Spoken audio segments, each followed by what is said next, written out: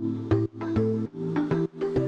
think what we really need in this country, and this isn't unique to New Zealand, but it's particularly stark here, I think, is a really kind of almost back to basics debate about the social importance of news and journalism, and what risks it poses to our society if we are not prepared to invest in that.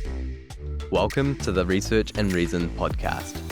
Join us as we discuss the latest research, news, and opinion from arts academics at the University of Auckland. Kia ora koutou, ko Julianne Evans aho. I'm Julianne Evans, the Media Advisor for the Faculty of Arts, and today I'm talking to Associate Professor Luke Goode, who established the Bachelor of Communications degree here in the faculty, and who has a particular interest in the state of the media, in social media, in digital media, new media, and future studies. Kia ora, Luke, and thanks for coming in. Kia ora, Julianne. Thanks for asking me. First off, it's a difficult time to be in the media business in New Zealand at the moment, with the recent announcement that Warner Brothers Discovery, which owns TV3, our first privately owned TV news channel, launched in 1989, plans to close its news operation entirely, Newshub, across all platforms with no government bailout in sight. And first up, Luke, this is sadly going to mean hundreds of people are out of a job in a few months' time, and some of them very experienced journalists who probably don't have an immediate other job option. But what else does it mean for the media generally in this country, do you think? Well, I think it's been a difficult time to be in the New Zealand media sector for some time, actually, and this is only sort of the latest, albeit significant, step. And we have a pretty precarious media industry. The economies of in a country with a small population are very, very tight and difficult. And that's partly to do with advertising revenues, for example. What it means for the New Zealand media landscape more generally, I think, is just less diversity of media outlets and choices for people to source trustworthy information. I'm not necessarily going to sort of spend time talking about a particular fondness for Newshub and its quality of journalism necessarily, but I think in terms of what this means for sort of narrowing the pool of good quality journalism in New Zealand, it's really pretty terrible, and we should be kind of really concerned about it. Yeah, I think because, making the point for people who aren't familiar with the New Zealand landscape, that just leaves our state broadcaster, Television New Zealand, TVNZ, and Radio New Zealand as the sort of the main upholders of what one might call a trusted source of truth, as far as it can go. Of course, they're not going to get everything right, but we've come to trust that if they tell us something, it's probably going to be reasonably right, or it's going to be sort of in the centre of probably right.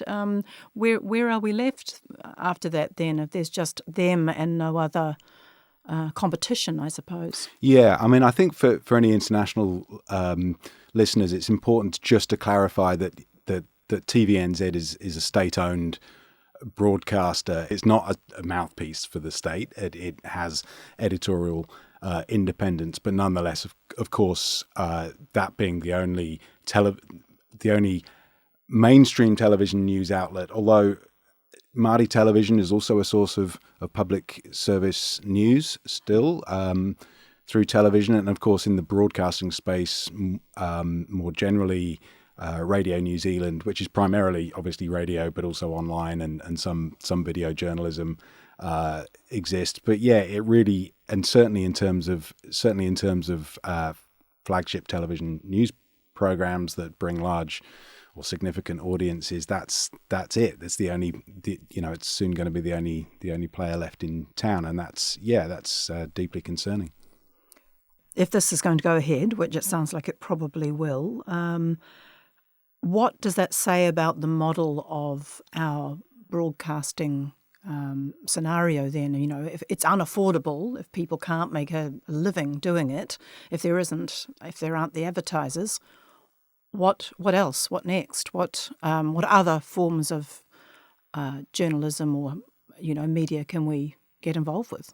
Well, I think if we're concerned about the extent to which our population, our citizenry is both informed about events in our own country and also internationally, but from a New Zealand perspective, if we're concerned about those things, then we should be, I think, prepared to think about news as being something which is part of the infrastructure of our society, that it's actually a public good, that it's not something which should just be left to the whims of the marketplace.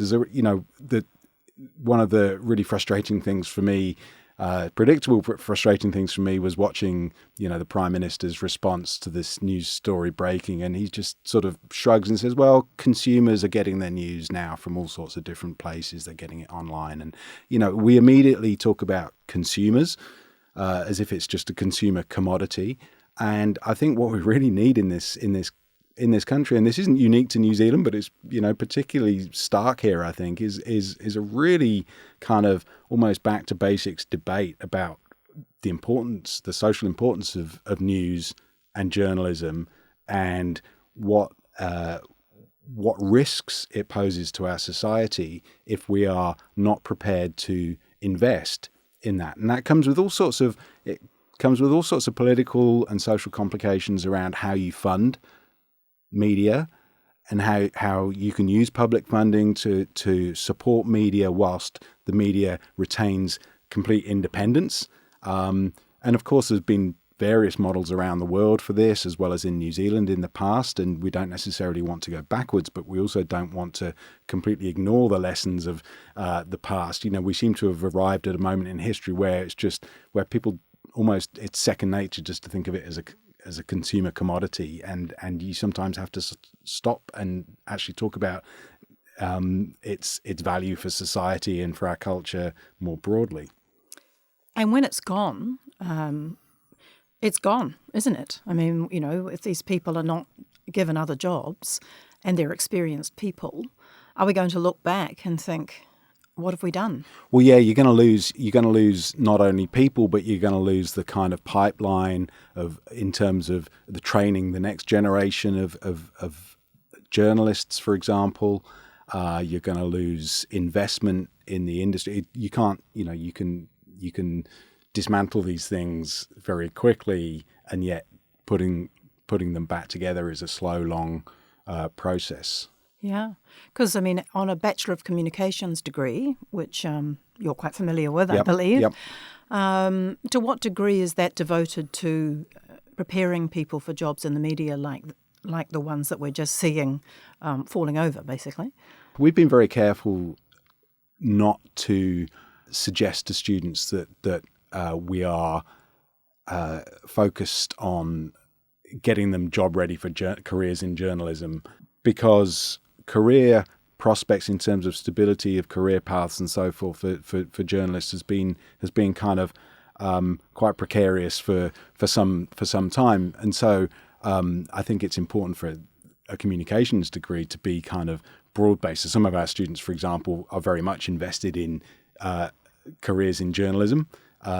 Many of them are thinking more broadly as well about preparing for roles in communication departments in large organizations, in advertising, in marketing, and so forth. I think we need institutions that train journalists, but I think also many sort of well-informed young people would be looking at degree paths now and thinking, you know what, I need to keep my options a bit more open rather than putting all my eggs in that particular basket. I think it's a tricky field to be mapping out a career. It's very career. tricky. Yeah.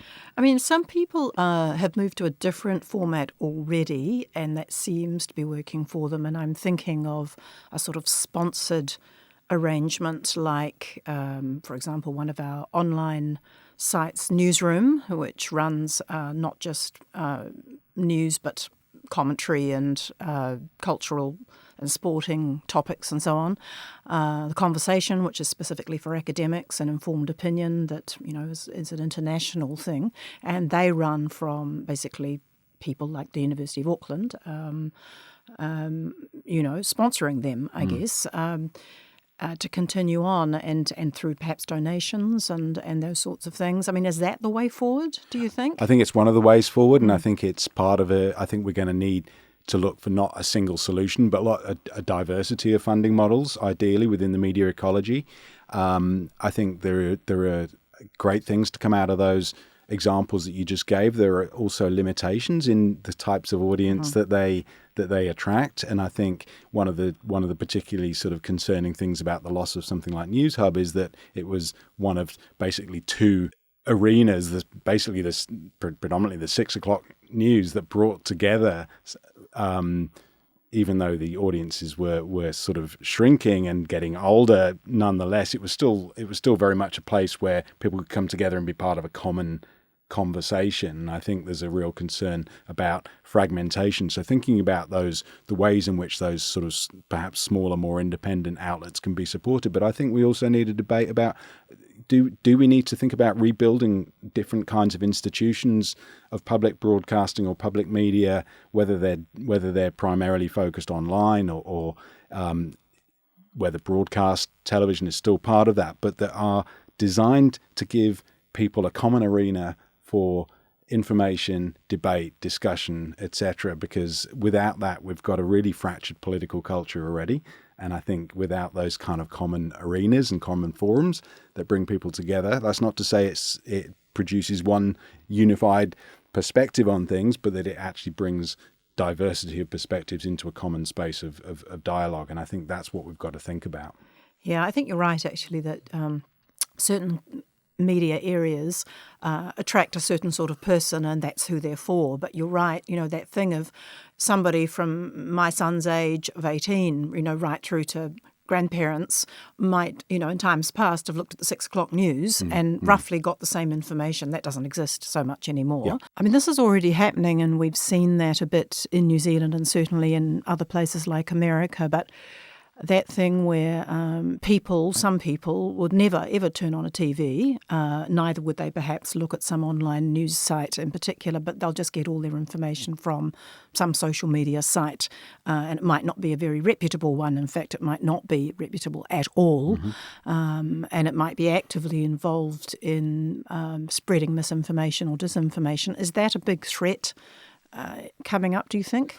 I think it's already here. The fundamental reality is that the big digital platforms have absolutely no remit or obligation really to safeguard the quality of information and quality of discourse on their platforms, except sometimes at the margins in order to preserve their, sort of public image. They will perhaps try and rein in things at the extremes, but that's not, that's never been and never will be their sort of primary mission, is to support those sort of channels of both trustworthy, credible, and also sort of civil discourse and debate. In fact, they profit from polarization. They profit from breaking audiences down into micro segments in order to sell them to advertisers for their attention.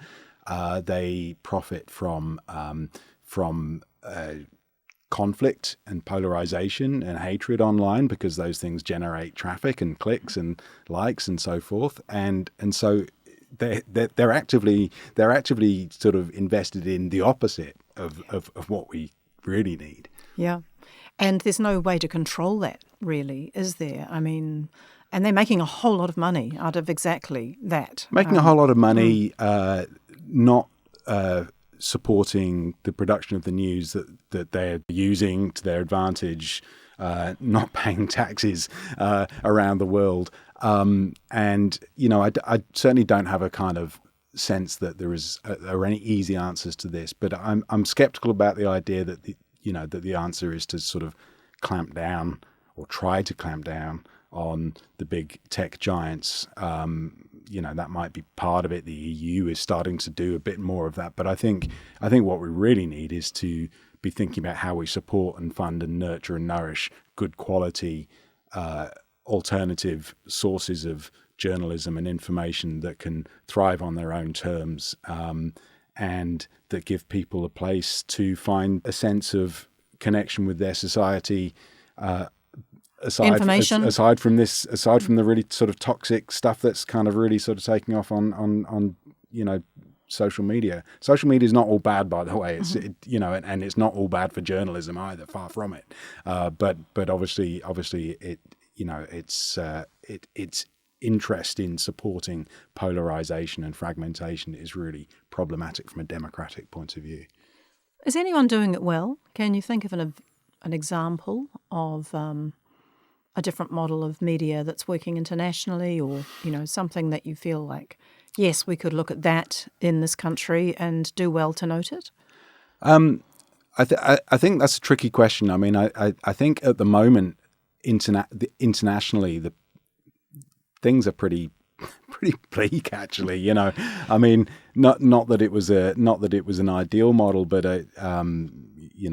my accent will probably give away. I've have been very interested in and spent a lot of time researching the way that the UK media landscape has evolved through institutions like the BBC and Channel 4, and of course we're talking different economies of scale in a country the size of the UK compared to here. But actually, those sort of models have gone, to some extent, they've sort of gone wrong in recent years. But that doesn't mean that there weren't some core principles that we shouldn't be thinking about. How do we rediscover some of those ideals around on the one hand, investing in journalism, investing in public media, whilst setting up really, really rigorous mechanisms to ensure that the media remains independent from and can hold those in power to account, even as they rely on them for funding. And there are ways of doing that, and there have been ways of doing that. It's just that I think we've sort of lost a sense that that's now sort of fallen out of the Overton window, if you like, and it's sort of almost assumed that is no longer available to us, those kinds of models, and I'm not sure that that's true. Is the BBC still running like that? Is that what it's doing? It's become so bogged down in politicisation, and that's partly to do with the way that the process of appointing chairs and board of governors and so on has become so highly politicised. So I think that's a real problem in the UK at the moment, and the BBC's lost a lot of public trust and credibility in the process. Unfortunately, still produces some really good quality programming, of course. I think if we look at models in our own country like Māori television, and a big part of the limitation of that is that the audiences watching are not as wide as they could be. But actually, that's an interesting model for public interest journalism. I think the Public Interest Journalism Fund that became very politicized here, and has been dropped by the new government, I think that had some real benefits to it. It wasn't perfect, but I think we could have adapted that, and we could potentially bring back some version of that, although it's pretty difficult now to make that politically palatable. But I don't think we should sort of ditch the whole idea of that. So I think there are different models out there, different kind of possibilities, and we have to have a sort of spirit of experimentalism as well, because we're in a new era with obviously the influence of digital online platforms. It's difficult to know how much appetite there could still be for linear scheduled appointment television, for example, bulletins that run at particular times of day and bring people together. I don't think we should give up entirely on that idea, but we also have to recognize that, on-demand accessing of news is also going to be a huge part of whatever the future brings. So, yeah, it's one of these, it's another wicked problem. It's deeply, deeply complex, and we're not going to fix it easily, but we need, at the very least, to be talking seriously about it in this country. And what really bothers me is how little the current government certainly seems to care about, or even know, or seem to know. Understand, understand why people are so concerned. Yeah, that's right. I think you make the good point about Māori TV, and I should have mentioned that at the beginning, that, you know, we will be left with TVNZ, RNZ and Māori TV, which is doing a lot of things really right, and is a really great and shining example of how, you know, how you can reflect culture and tell good stories and engage people, but as you say, a smaller audience. But thank you very much for coming to have a chat, Luke, and I hope things turn out positively for our news landscape. I really do, for everybody, but also for our democracy. Absolutely, and thanks for having me. And I would have liked to have ended on a slightly more optimistic and upbeat note, but we have to be hopeful, even if not optimistic. You've been listening to the Research and Reason podcast. Stay up to date with the Faculty of Arts by following us on social media.